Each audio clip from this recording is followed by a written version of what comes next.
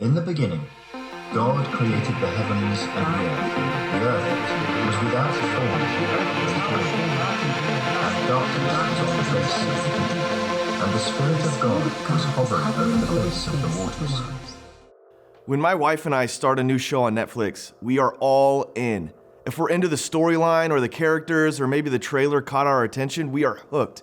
And we can't start a new show until we have finished the one that we started. We're always asking our friends for recommendations, and I absolutely hate when they say, well, the beginning is slow and the first season kind of sucks, but you just have to get through it. No, that drives me nuts. No thanks. If you have to warn me that the beginning of the show is bad, I'm out. And if I'm gonna spend the next few weeks watching the show every night before I go to bed, it better start off by grabbing my attention. Every good story, book, or movie has to have a good beginning, right? And we've all seen or read something that had a bad ending. Like, really? That's how this show is going to end? They're just gonna leave us with that? Think about the Marvel movies. Most of them have great endings, but even after the end of the movie, they leave us with the beginning or a storyline for the next one after the credits. We leave those movies wanting more. We leave with a great beginning to the next story. And we only get to the ending when the story has a good beginning. If the start to a movie or a book is boring or not engaging, then we often just stop. We don't even get to the end. Last week, we kicked off our creation series, and over the next year, we're going to be going through the book of Genesis, the beginning of the Bible. And you might be thinking, we're going to spend an entire school year in one book from the Bible? Yeah, the beginning of the Bible is that great. And if you really spend some time in Genesis, you will quickly understand how great the start of this story really is. So let's just start with the very first scripture in the Bible. Genesis 1:1. This should be pretty easy for you guys to find. In the beginning, God created the heavens and the earth. Now, before we dive any deeper into the next verses, let me just say this. If you have read Genesis 1 before, or maybe you've heard stories, or this is your very first time, this one sentence is mind-blowing.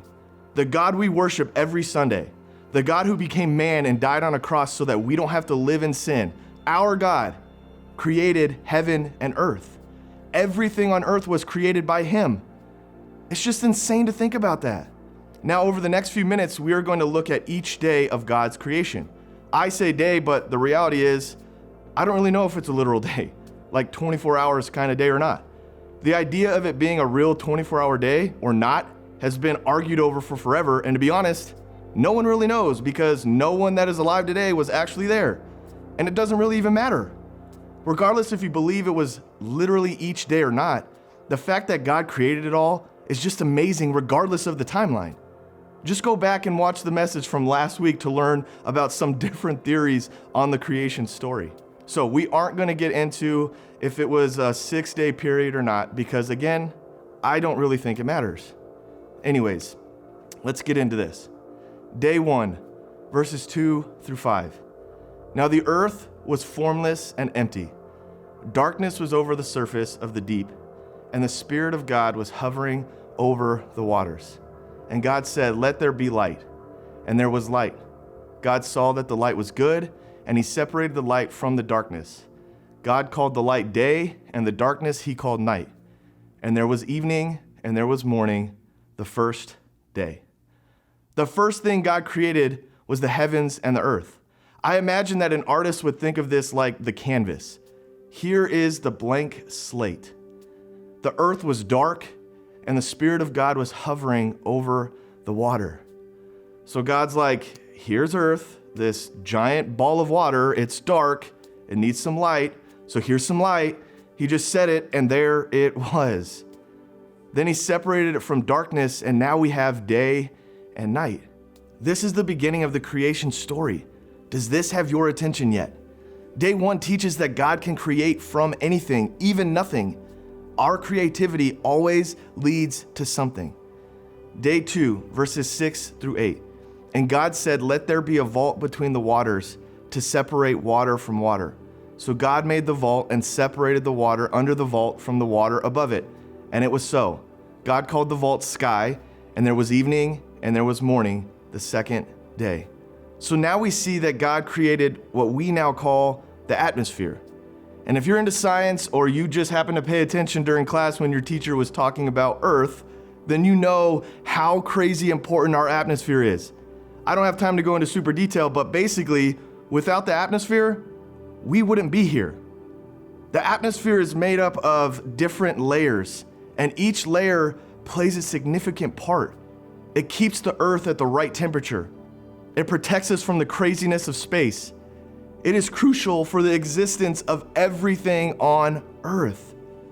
If you're like me, then you're already amazed by how powerful God is. I could just stop here and just be in awe of our Creator. Day 2 teaches that God had intentionality in all aspects of creation. He paid attention to the details. Our creativity is intentional. Day 3, verses 9 through 12. And God said, "Let the water under the sky be gathered to one place, and let the dry ground appear."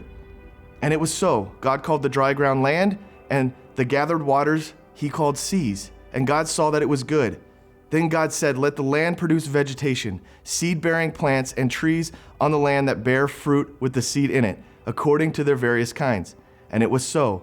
The land produced vegetation, plants bearing seed according to their kinds, and trees bearing fruit with seed in it according to their kinds.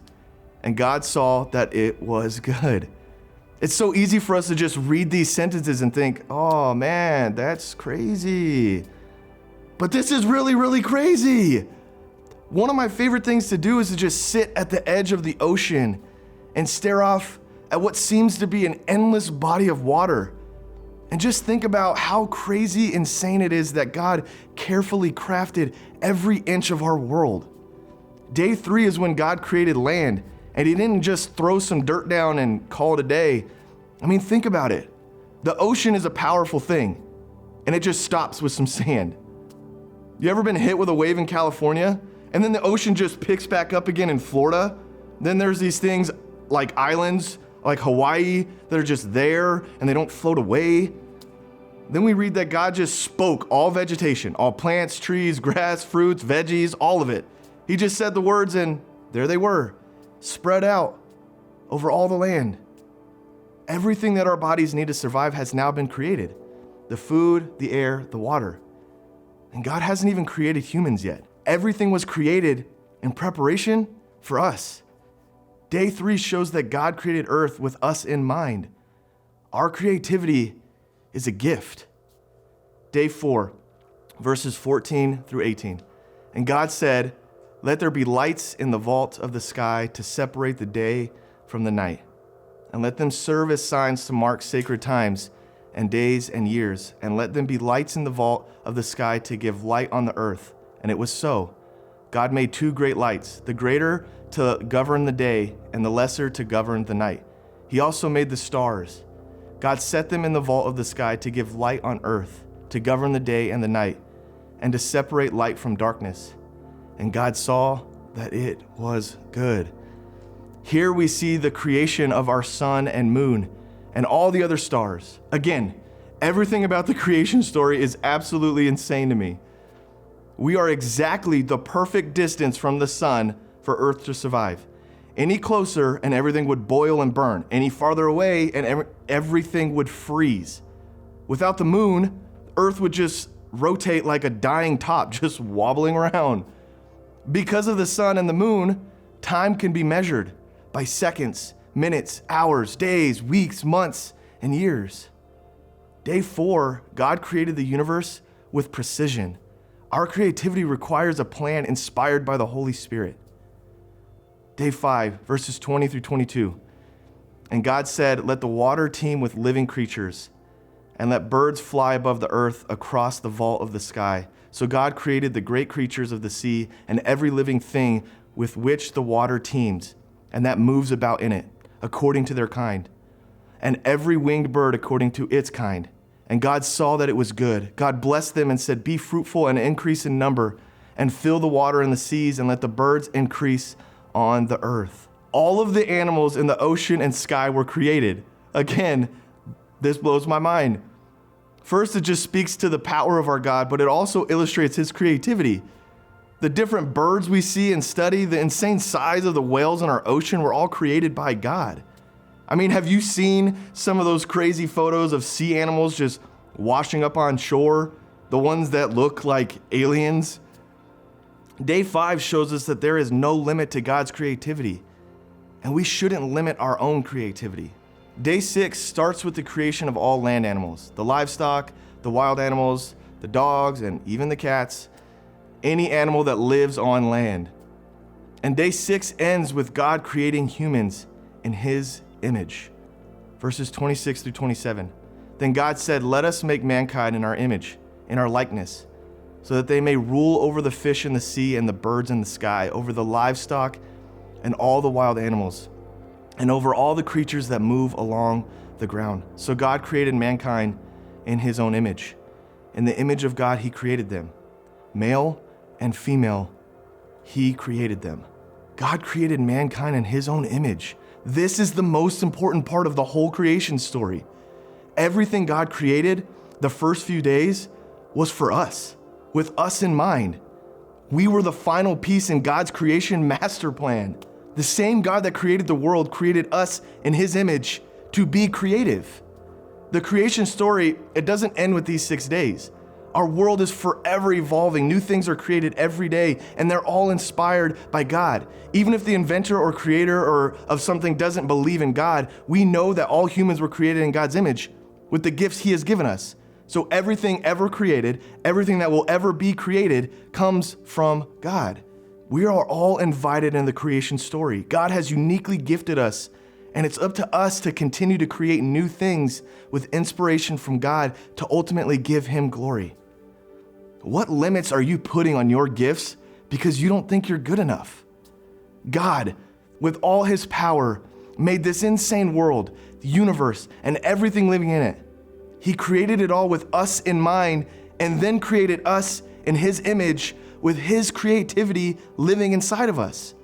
When we truly grasp this, as hard as it is to believe sometimes, but when we do, we have the opportunity to play a role in creation for generations to come. We need to put aside our fears, our self-doubt, and all the negative influence of the world and allow God to use us and the gifts he has given us to continue this creation story and build the kingdom together.